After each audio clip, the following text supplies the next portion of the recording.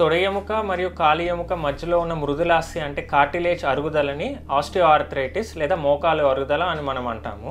So దీనికి అనేక కారణాలు, ముఖ్యంగా వచ్చేసి వయసుతో పాటు అరుగుదలని ప్రైమరీ ఆస్టియోఆర్థరైటిస్ అని మనం అంటాము. లేదా ఇంతకుముందు పూర్వం ఏదన్నా మోకాలు చుట్టూ ఏదన్నా కండరాలు డ్యామేజ్ అయినా దానికి చికిత్స తీసుకోకపోయినా, లేదా ఎముకలు ఫ్రాక్చర్స్ అయినా కూడా జాయింట్ చుట్టుపక్కల ప్రాంతంలో దాని మీద లోడ్ ఎక్కువ పడినా కూడా దాని ద్వారా అరుగుదలని సెకండరీ ఆస్టియోఆర్థరైటిస్ అని మనం అంటాం. అలా కాకుండా కొంతమందిలో కీలవాతం ఉండి లేదా యూరిక్ యాసిడ్ ఎక్కువ అయ్యి దానివల్ల గౌటీ ఆర్థరైటిస్ ఉన్నా కూడా వాళ్ళల్లో కూడా మోకాలు తొందరగా అరుగుదల అవ్వడానికి కూడా మనం ఆర్థరైటిస్ అని మనం అంటాం.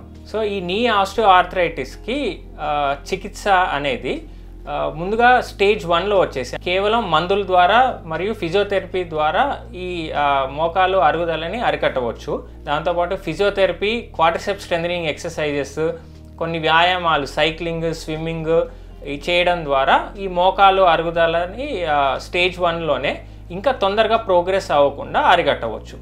అలా కాకుండా స్టేజ్ 2లో వచ్చేసి స్టేజ్ 1 కానీ స్టేజ్ 2లో కానీ మోకాల్లోకి ఇంజెక్షన్స్ అనేది కొత్తగా వచ్చినాయి.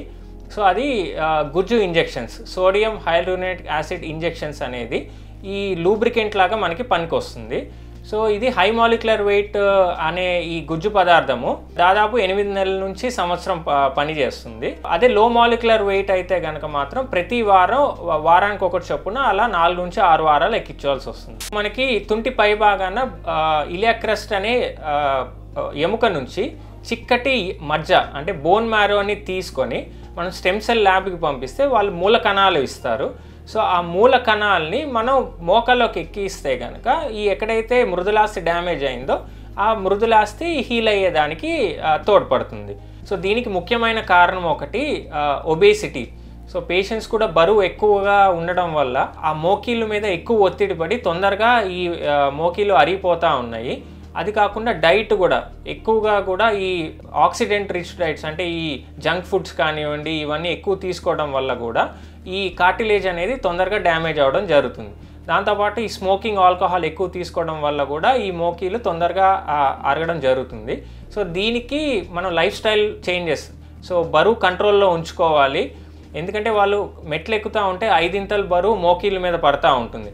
సో అందువల్ల తొందరగా అరిగే అవకాశం ఉంటుంది. అలాగే ఫాస్ట్గా నడిస్తే కనుక 3 ఇంతల బరువు పడుతుంది.